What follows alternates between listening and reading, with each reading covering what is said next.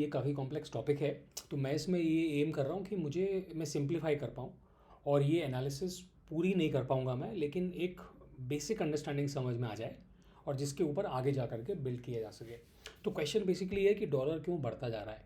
मुझे ध्यान है 2008 में डॉलर 38 या 40 रुपये का हुआ करता था, अभी डबल से भी ज़्यादा हो गया है।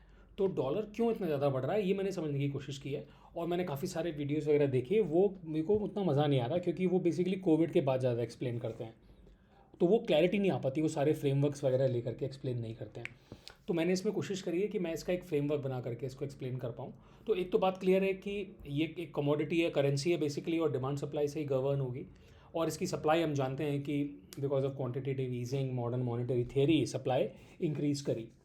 अगर डॉलर बढ़ रहा है तो इसका मतलब ये है कि डिमांड भी इंक्रीज़ कर रही होगी, और डिमांड ज़्यादा ही इंक्रीज़ कर रही होगी। तो इसमें अगर हम ये समझें कि डॉलर की डिमांड क्यों बनी हुई है इंटरनेशनली, तो मुझे 3 रीज़न समझ में आए ब्रॉडली। एक ये है कि सारा जो ट्रेड होता है, सारा नहीं मतलब ज़्यादातर ट्रेड जो होता है, चाहे वो ऑयल को ले लें, चाहे वो कमोडिटीज़ को ले लें, ग्लोबल जो इंटरनेशनल ट्रेड है वो डॉलर में ही होता है, because of whatever historical reasons. तो इसकी वजह से डॉलर की डिमांड है, क्योंकि वो ट्रेड में वो करेंसी यूज़ की जाती है। दूसरा ये कि जो भी ये कंट्रीज़ हैं जो ट्रेड करती हैं, जैसे चाइना, जापान, जर्मनी, इंडिया, ये सब, तो जैसे सपोज़ जो भी इंडिया ने या जापान ने या चाइना ने जो भी पैसा कमाया, फॉरेन एक्सचेंज कमाया, तो वो जो रिजर्व्स हैं वो फॉरेन एक्सचेंज को भी वो अपनी कंट्री में नहीं रखती हैं। वो ऑब्वियसली डॉलर है, तो डॉलर में तो इंडिया में उन्हें कोई डॉलर पे ब्याज नहीं मिलेगा, तो वो सारा का सारा यूएस में रखती हैं, यूएस फेड के साथ रखती हैं।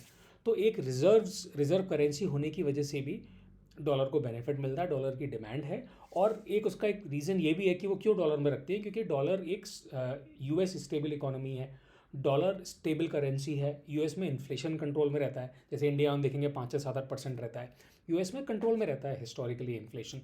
तो बड़ी एक सेफ हेवन टाइप की करेंसी हो जाती है डॉलर। तो इस वजह से वो रिजर्व करेंसी स्टेटस उसको मिला हुआ है, इसी वजह से रिजर्व्स डॉलर में रखे जाते हैं, जिस वजह से डिमांड बढ़ती है। तो एक तो ट्रेड की वजह से डिमांड बढ़ी, मैंने नोट पैड में लिखा हुआ है, एक रिजर्व करेंसी होने की वजह से डिमांड बढ़ी। दूसरा है कि जो यूएस ट्रेजरीज़ हैं वो चाइना, जापान, इंडिया, ये सारी कंट्रीज़ यूएस ट्रेजरीज़ खरीदती जाती हैं, तो इस वजह से डॉलर की डिमांड बढ़ती है। ये 3 रीजन है। तो मैं इसको चार्ट्स के थ्रू देखते हैं कि इनमें हिस्टोरिकली हुआ क्या है।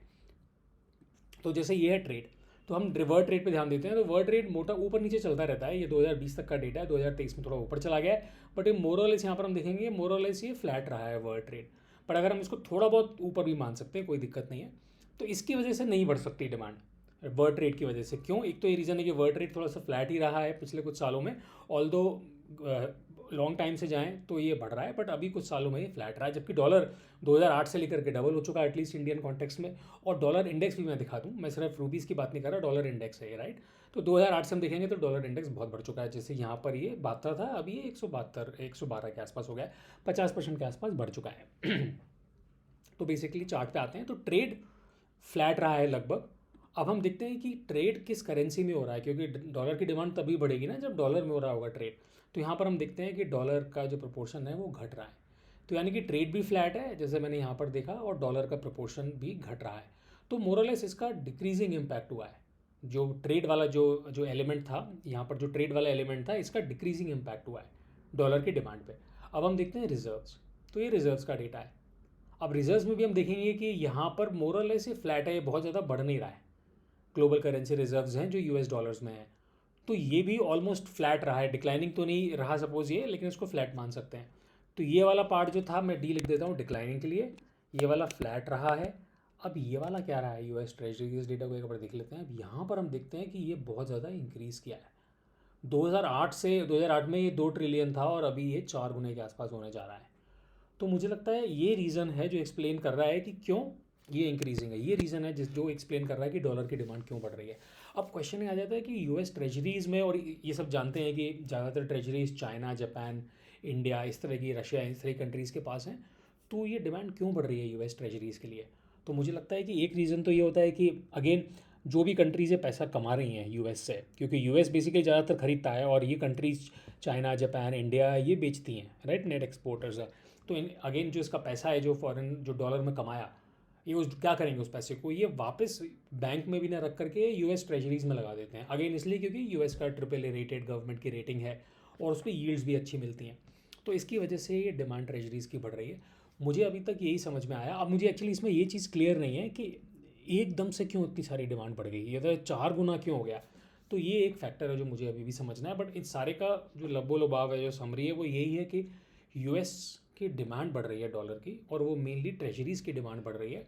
अब वो बाकी का आजकल के जो लोग हैं वो बोलते हैं कि यील्ड बढ़ रही है, अभी इंटरेस्ट रेट्स बढ़ गए हैं, वो तो अभी की बात है, ये तो हम 2008 से देख रहे हैं इंक्रीजिंग ट्रेंड। तो हमें ये समझना पड़ेगा कि ये ट्रेजरीज़ में एकदम से ऐसा क्या हो गया है।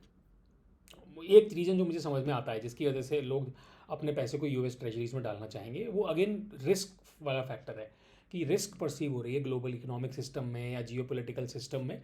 तो उस रिस्क को मैनेज करने के लिए उन्हें क्या दिख रहा है, उन्हें बेसिकली डॉलर दिख रहा है एक सेफ हेवन एसेट, और दूसरा गोल्ड दिख रहा है। तो गोल्ड के भी रिजर्व्स बढ़ रहे हैं, जैसे स्पेशली चाइना, रशिया और इवन इंडिया, ये सारी कंट्रीज़ गोल्ड के रिजर्व्स भी बढ़ा रही है।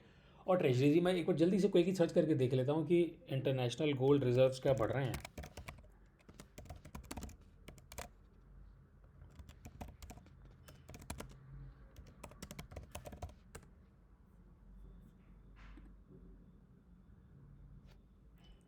ओवर टाइम, ये एक्चुअली इसमें है नहीं डेटा हमारी कंट्री ओवर टाइम।